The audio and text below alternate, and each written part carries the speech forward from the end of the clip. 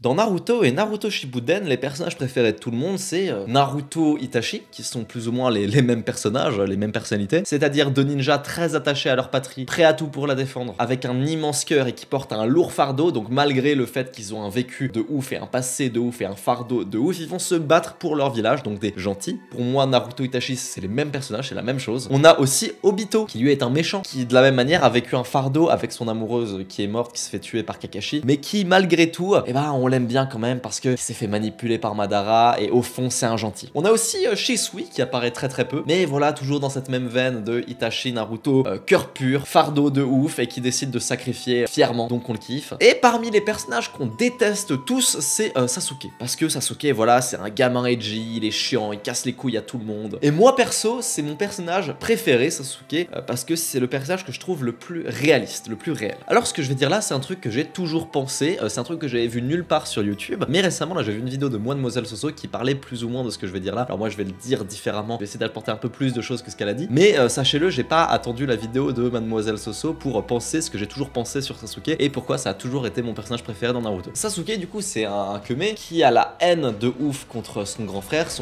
qui a tué tout son clan, ses parents. Du coup c'est le seul rescapé du clan Uchiwa, grand frère qui est Itachi et qui, je le rappelle, a dû le faire obligatoirement, sinon tout le monde se ferait buter en gros. C'est-à-dire c'est soit il butait tout le clan pour épargner son frère, soit c'était Danzo qui préparait un coup d'état et qui comptait tuer tout le monde. Donc Itachi, par amour pour sa patrie et pour son petit frère, a dû buter tout le monde, il a été obligé. Mais ça, Sasuke ne le sait pas, donc Sasuke il va se venger de son frère, il va le tuer dans Naruto Shippuden. À ce moment-là, Obito va lui révéler que, bah non, en fait, son frère n'était pas un méchant et qu'il avait même fait ça pour le sauver. Là, Sasuke va prendre le somme et va vouloir détruire Konoha, tuer Danzo, il a tué Danzo, tuer Sakura, tuer Naruto, tuer son ancien sensei, il va vouloir tuer tout le monde. Sasuke devient un méchant à ce moment-là. C'est ça qui le rend détestable pour plein de gens, c'est un relou. Naruto il fait tout pour le ramener à Konoha, Naruto aussi, Itachi aussi, ils ont vécu des trucs super durs et pourtant ils sont restés gentils. Sasuke c'est le chiant, dans Naruto normal il veut pas rentrer au village, dans Naruto Shippuden il veut buter tout le monde de somme et c'est pour ça que je le trouve profondément réaliste. Est-ce que vous savez ce que c'est que d'avoir une psychologie autodestructrice, d'avoir le somme contre le monde, de s'isoler de son groupe de potes, de partir dans des délires chelous par haine, par somme et par aussi